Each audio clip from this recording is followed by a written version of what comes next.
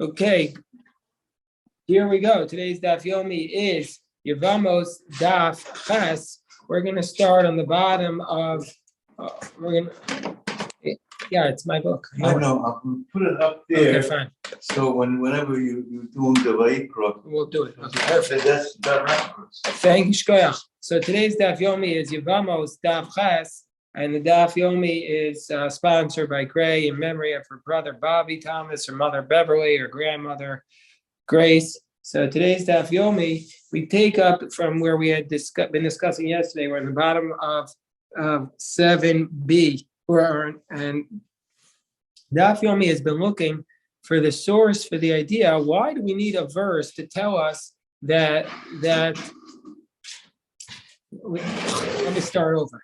We know that a brother, when he dies and leaves behind a wife with no children, that's the classic case of Yibum, that you're supposed to marry, you're supposed to do Yibum with your deceased brother's widow. However, the Gemara says that you do the Yibum with your deceased brother's widow, but there's a pasuk that tells us that if your deceased brother's widow was also your wife's sister, that you do not do Yibum with her because she's prohibited to you as an erva. That is called an erva, and so therefore that is based upon the fact that the verse in the Torah says aleha, and that teaches us that you don't do yibum if your brother's widow was also your wife's sister. The Gemara says, why do we need a verse to tell us this? Anyway, we would know you're not allowed to marry your wife's widow. She's an erva. The Gemara explains that the reason is the source for this idea is based upon. The Gemara tries to say, well, maybe it's because we would have thought a positive commandment overrides a negative commandment, so you would do yibum with her. But we don't do that. We wouldn't say a positive commandment overrides a negative commandment in such a severe situation of kares. So therefore, the Gemara at the end of yesterday's daf says, oh, maybe it's because of what's called the mematzino, that they have a commonality. What's the commonality?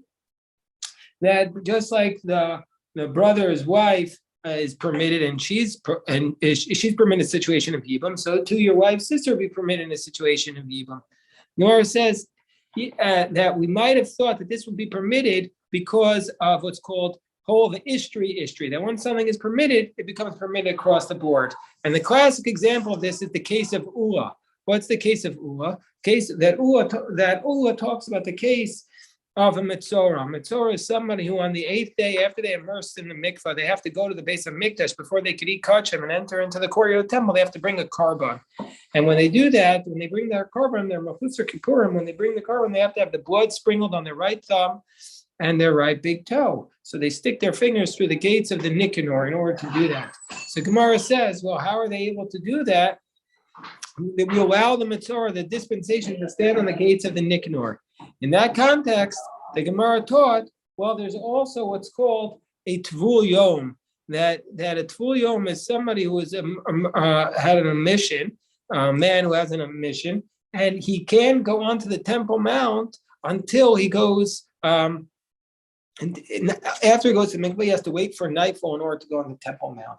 And what's the reason? But if this person who was a Tvul Yom, who had this emission, if this person was also Metzora, that since we're going to allow him to go on the Temple Mount to have the blood put on his finger and his toe, therefore we're going to also allow him to go on the Temple Mount, even though he's a Tvul Yom. And the bottom of 7b, Gemara says, Matam, what's the reason?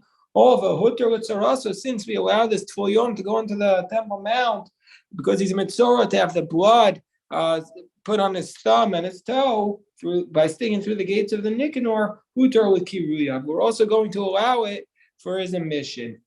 So therefore, we might have thought that since your brother's wife is permitted to you through a marriage of Yibum, so too, it doesn't matter if she's also your wife's sister, that it's going to be permitted as well. And Gemara says, Midamiu, this case of your brother's wife, who's also your wife's sister, is not similar to the case of Ua, where the person has the Metzora who also has the emission. Why? Because the Gemara says we're coming at it from, even though it looks similar to the person who doesn't look closely, it's not the same. Okay,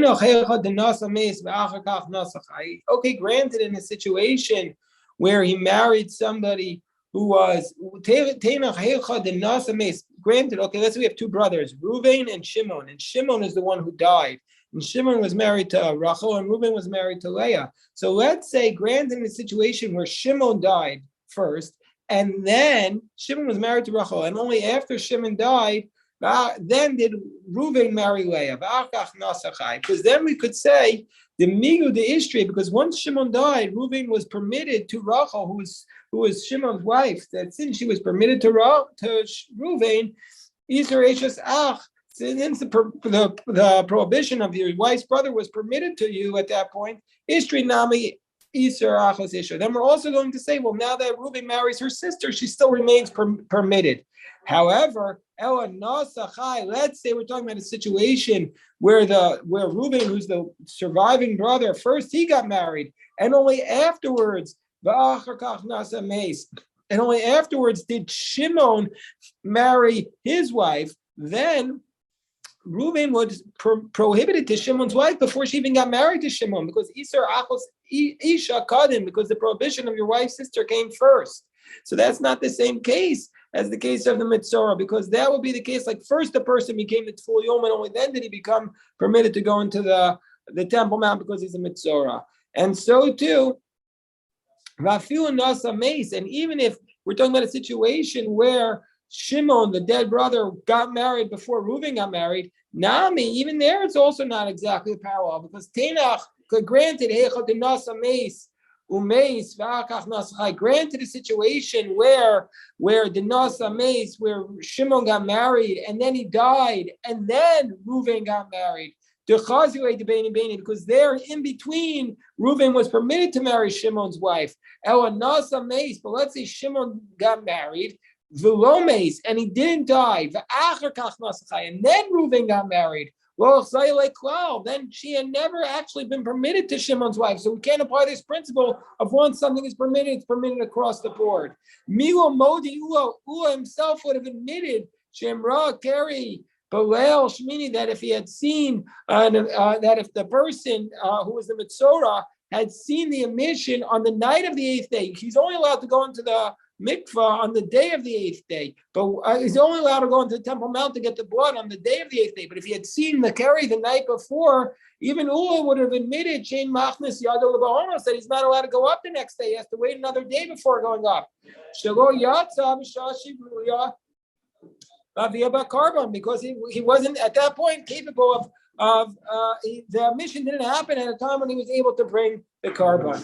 So that Gemara says, okay, so why do we need the words aleh, which we have been saying until now, is to prohibit your wife's sister to you, but it's only for this discrete circumstance. That's the Gemara's conclusion here. The only reason why we need the verse to tell us aleh that your wife's sister is prohibited to, it's only in a situation where it's a direct parallel to Ula's case, which is hecha de nasa meis umeis, where you married a where Shimon married somebody, and Shimon married, let's say, Leah, and then Shimon died, and then afterwards Reuven married Leah's sister. Because in between, Reuven was allowed to marry, he was allowed to do Yibum with Shimon's wife. And so therefore we'll say, since she was permitted to him, she remains permitted to him, even though he married her sister. So now the Gemara says a whole separate reason. A whole separate concept. What's the source? Why do we need the word aleh? It comes for the following reason. Because we might have said a comparison that is attributed to Rabbi Yonah, and some say Vitem Ravuna B'rei Rav Yoshua, and some say that it was not Rabbi Yonah who said this comparison, but some say it was Rav Huna, son of Rabbi Yoshua. Hekesh means a comparison. It's actually very similar to the concept we had seen on the previous page, which is called a mematzinu. But so it's going to sound like a similar argument. The Gemara says that what's the difference? That what is Rabbi Yonah's hekesh? Because Amar Kra, the verse says Kiko, or some say it's Rafuna Brady Rabbi Yeshua's. Verse says Kiko Asher Yasami Kol Tovos Ha'elav Nefrasu. It says anybody who lies with one of the abominations, meaning somebody who's a prohibited relationship, will get kares. But they're all compared together there. It says Mikol Ko Asher Yasam Mikol HaToivos, from any of these abominations.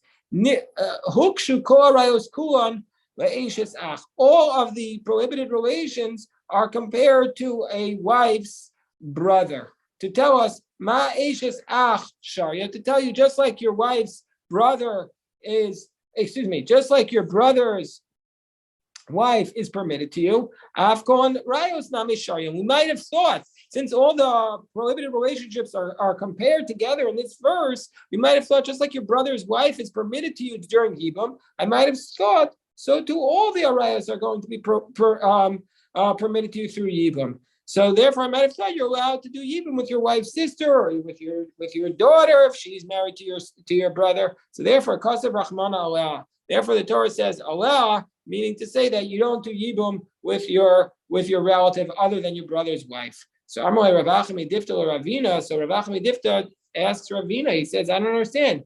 Michti ko arayo. Since all of these prohibited relationships, iko akshinu, we could compare them to each other. We could theoretically compare it to your brother's wife. But theoretically, we can also compare it to your wife's sister.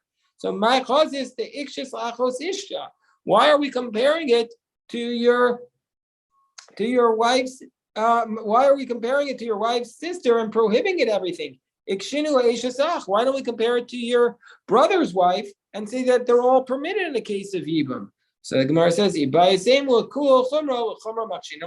approach is to say, when it comes to sexual relationships, we have a choice between being lenient or strict. We're going to take the strict approach, and therefore we're going to prohibit all the ervas like your wife's sister and not permit them all like your brother's wife. Or alternatively, there's a logical explanation why we shouldn't compare it to your brother's widow and instead compare it to your wife's sister. Why? When it comes to your wife's sister, she's two prohibited relations. One, because she was your brother's wife, and she's also your wife's sister. And so also to every other erva is also going to be two prohibited relationships. So therefore, we'll compare them. They're your brother's wife and they're prohibited erva. But and we're going to compare and learn out two from two. But in this case, if it's just your brother's wife, that's chadi isur. That's just one prohibition. So we can understand why it's permitted. And we're not going to say that even somebody who has two prohibitions is going to be permitted because we're going to compare them to your brother's wife, which is only one prohibition. So the Gemara says, okay, all of this was our explanation of why we need the word aleha, because we don't say a positive commandment overrides a negative commandment in the case of kares. So we're learning it out because we might have thought it's permitted, since it's permitted across the board in this discrete case where your brother had married somebody, and then your brother died, and then you marry that widow's sister, then we're saying that it's prohibited to you. But Rava gives a completely different explanation. He says the word aleh does not need to tell us that your wife's sister is prohibited. Rava says no. We don't need a verse to tell you your wife's sister is prohibited to you, even if she falls to Yibum. Because we know we would never apply this concept that a positive commandment overrides a negative commandment when there's kares. So why do we need the word aleh? Says Rava, what's the reason why we need the word aleh to tell? What's it for? It's not to tell you that your wife's sister is prohibited, but it's lameser tzara. It's to say that your wife's sister, if she falls to Yibum, her co-wife is prohibited to you. That's what the whole word reason for aleh is. That's what it's for. So the Gemara says, wait, you mean to say we don't need a verse to tell you that your wife's sister is prohibited to you if she falls to you in Yibum? But we have a verse. We had a brisa. The brisa says, that we would. How do we know that she's prohibited? So the verse says, Mishum Tzarasa. Now that brisa was to set up that how do we know the co-wife is prohibited? So the Gemara says, but we say we don't know them. So Mishum Tzarasa. No, that's to tell us that the co-wives are prohibited. So we only need it for the co-wives. And the Gemara now introduces Rebbe's position. Rebbe argues with the rabbis. The rabbis had said that the word allows to teach us that the wife's sister is prohibited, or like Rava saying that the co-wives are prohibited, and he learns it out from the words aleha. Rebbe comes along and tells us a completely different approach. Rebbe says, Vilaka, it says in the verse about marrying a Yibum, it says the following. It says, you shall take her for you as your wife, and you do the lever marriage with her. So Rebbe says it could have said vilakach. It could have said he took, but lekacha Rashi says implies only her is he allowed to take. Viyavam. It could have said viyavam. Instead it says viyavma. Why? It's coming to exclude something. What's it coming to exclude? Well, Asor Tsaros. It's to tell us that the co-wife of the Arayos, that the co-wife and an Erva, if she's a prohibited relationship, and her co-wives are also prohibited. Gemara says, but Amo Asor, so Amo Asor Tsaros Shel Arayos. So it's to tell us that the co-wife of the Arayos is prohibited, and that's how we know. So again, Rabbi was saying. So this is Rabbi saying that Acha and Yevamos to tell us that the Tsaros and the Arayos are prohibited, and so therefore we see that even the Arayos themselves are not like a svara, like Rava was saying. Rava was saying that the Arayos themselves are from a logic, and here we're saying from the verse, it's to tell us that they are. We need a verse of Lekacha and Yevamah to tell us that the Tsaros and the Arayos are prohibited. It's not like Rava says based upon logic. So the Gemara's answer is no. It's to tell us, the verses tell us that the co-wives of the Arayos are prohibited. Gemara says it can't be. But there are two verses there. There's Lekacha and Yevamah. One is for the Tsara, the co-wife, and one is for the Erva herself that she's prohibited. Gemara says no, it's not that we don't need one for the Erva and one for the Tsara. Idi Tsara. Both of them are to tell us that the co-wife of your relative is prohibited. One is to tell us that in a case of Yibum, i.e. a case of a mitzvah, the co-wife is prohibited. And the other is to tell us if you have a co-wife of a relative and it's not a Yibum situation, then that co-wife is permitted. I.e., let's say your brother marries your daughter and your brother has children with your daughter, and then your brother dies. So now your daughter's co-wife, you're allowed to marry, because you're only not allowed to marry the co-wife of a relative if it is a case of Yibum. If it's not a case of Yibum, you're allowed to marry her. So Amar Rav Ashi says, Masnisa Nami Deka, indeed we can learn this out from our Mishnah, the Katani, because we said in our Mishnah, Chameshes Reinashim Potros Sorosei, and our Mishnah says 15 women exempt their co-wives. Vivu Peturos Potros Lokatani. But it doesn't say they are exempt and they exempt their co-wives. It implies the fact that they are exempt themselves. That's obvious. That's from logic. Shmamina. Gemara says, Umayshna Erva Delo Tzricha. Why does a relative not need a verse to tell us that she's prohibited in Yibum to you? Because we don't say a positive commandment overrides a negative commandment when there's such a severe penalty. So we would know you're not allowed to marry your relative. Gemara says, but Saranami, but the co-wife is also prohibited to you by Kares. So therefore, we would anyways know that the co-wife is also prohibited to you. Why do we need a verse to tell us that the co-wife is prohibited? Saranami lo tebarakra. We also anyways don't need a verse to tell us that the co-wife is prohibited because she's a Kares penalty. Says the Gemara, Amalei Rav Acha bar Bibi.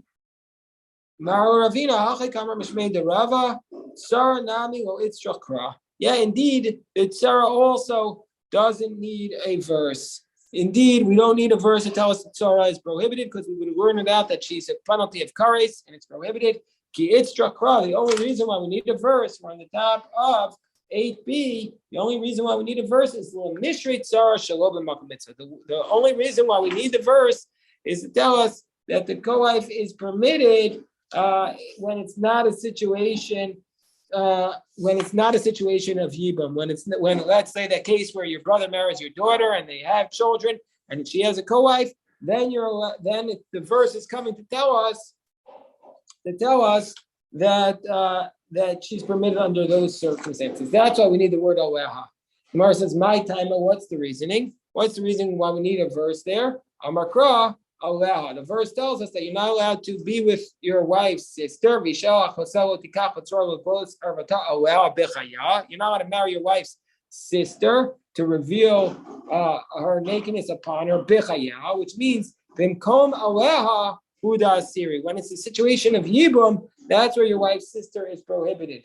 But when it's not a situation of Yibum, Sharia, your wife's sister is going to be permitted. So Rami Bar Chama Rava. So now Rami Bar Chama says to Rava a tremendous question, which is it has to be wrong, but we don't know. But the Gemara has to figure out why. Ema Erva Gufa, maybe the prohibited relationship itself, meaning your actual wife's sister or your daughter, maybe Shalobim Kol Mitzvah, Tishtri. Maybe, yeah, she's prohibited when it's a case of Yibum, but maybe when it's not a case of Yibum, she should be allowed. What would be the logic? And it's a logical argument. In a situation of Yibum, she's prohibited. Shalom kol mitzvah sharia. But just like the co-wife, which is prohibited in a case of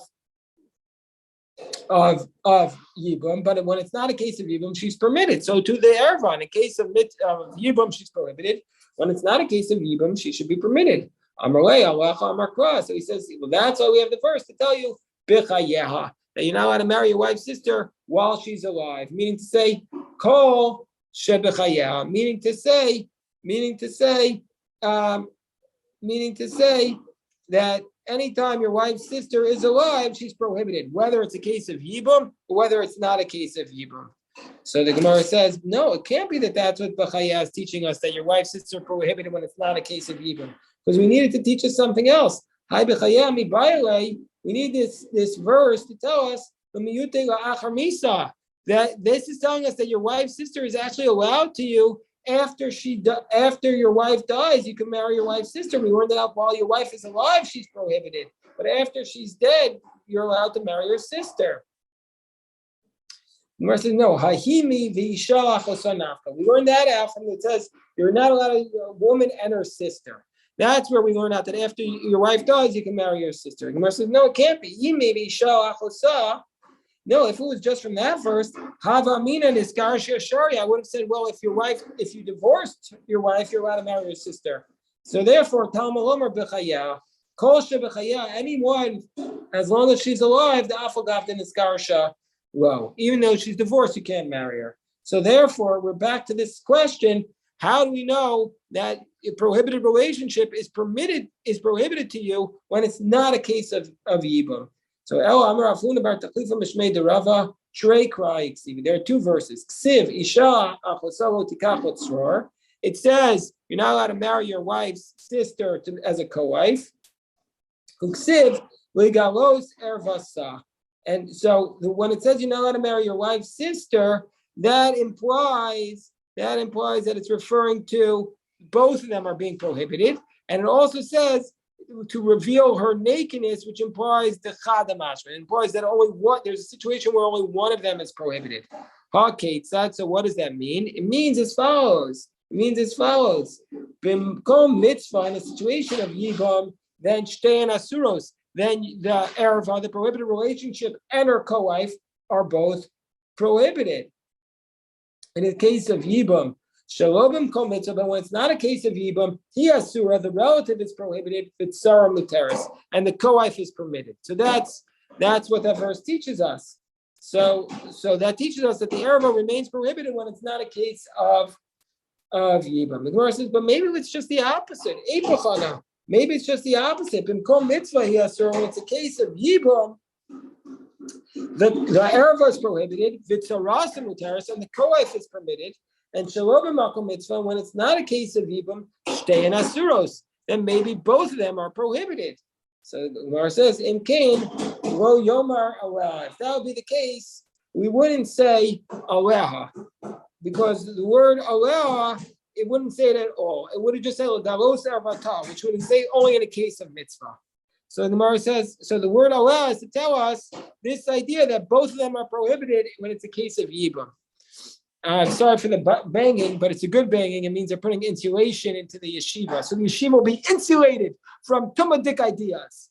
The Gemara says, Amoy Rav Ashi Rav Kahana. So Rav Ashi says to Rav Kahana, Mimai dehai aleha li'isura. How do we know that this word aleha is to teach us that the co-wife is prohibited?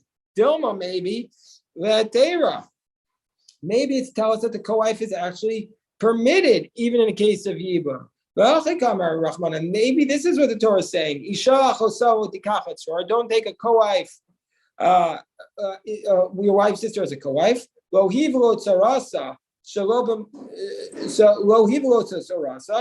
Not her or her co-wife. Both of them are prohibited. When it's not a case of Yibam. But when it's a case of Yibam, maybe the verse is telling us Shtein Mutaros. Why don't we just learn it that way? So in Cain, Gemara says, No, because we never have a case then where only one of them is prohibited, because even mitzvah, if it's a case of yibum where we're saying shtei mutaros, both are permitted. And if it's not a case of mitzvah, shtei mutaros, then both of them are asuros, both of them are prohibited. So we need a situation where they're both prohibited in a case of yibum. That's the erva and her co-wife. And we need a case where one of them is permitted and the other one remains prohibited when it's not a case of yibum, and that is the erva is prohibited and the co-wife is permitted. So Gemara goes back to what Rebbe had said. Rebbe doesn't learn out that the co-wife is prohibited from Aleha.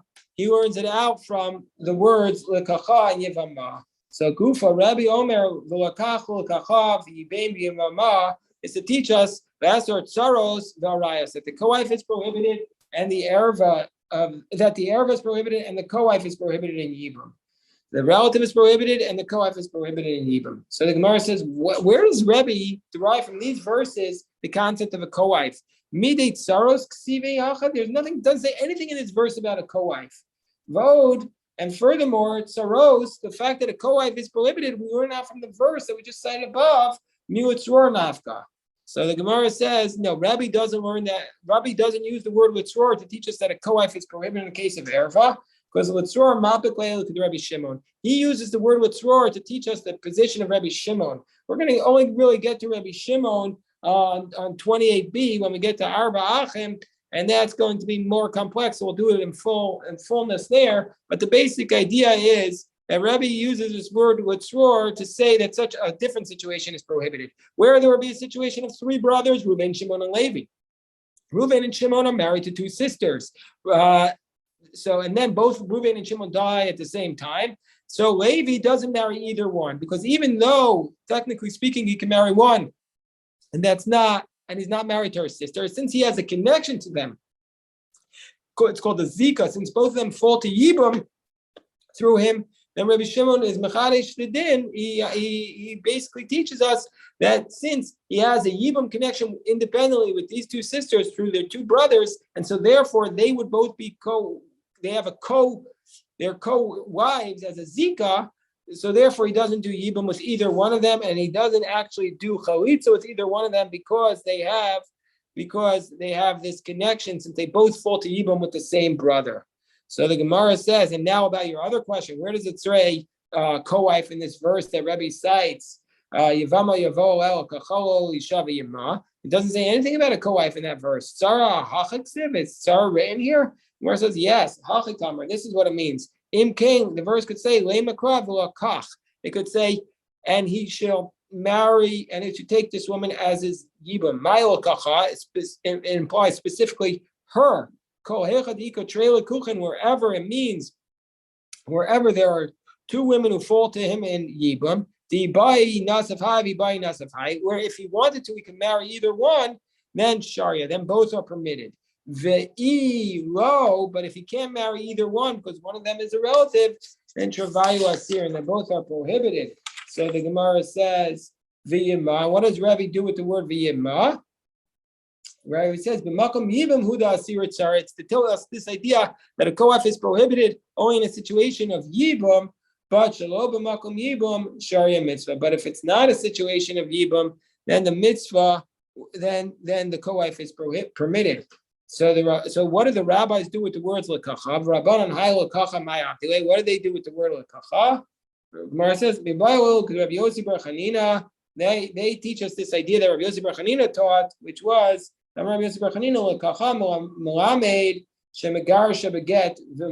once you marry this woman through Yibum, then she's like your full wife. And so therefore, if you want to divorce her, you have to give her a full divorce. And the laws of a regular marriage apply that just like when you divorce a woman, you can remarry her as long as she doesn't marry anybody in between. So too, it's the same idea here. We learn from here that applies to a Yibum wife as well, to your Yevama. And what does he learn from the word Yivma? Bal karcha, that when you marry your brother, when your brother dies and he has a widow, the surviving brother can do yibum with the widow even against her will. Of course, we saw earlier that if she has a complaint against him that she says he's repugnant, we don't muzzle her. But technically speaking, you can do yibum against her will. And how does Rebbe, who uses the words lekach and yevma to teach us that co-wife and the erev are prohibited? So how does he know that you can divorce the yibum through regular divorce, and also that you can do yibum against her will? So the Gemara says, Rabbi Yossi bar Chanina, he learns it out, Isha Nafka, he learns that you could divorce her from the fact that it says she's your wife. And Al Karcha, and how does he know that Yibum could be done against her will? Mi Yevama Yavo Nafka. He learns it out from Yevama Yavo, which implies even against her will. Okay, tomorrow's daf we're going to take up tomorrow. Just want to point out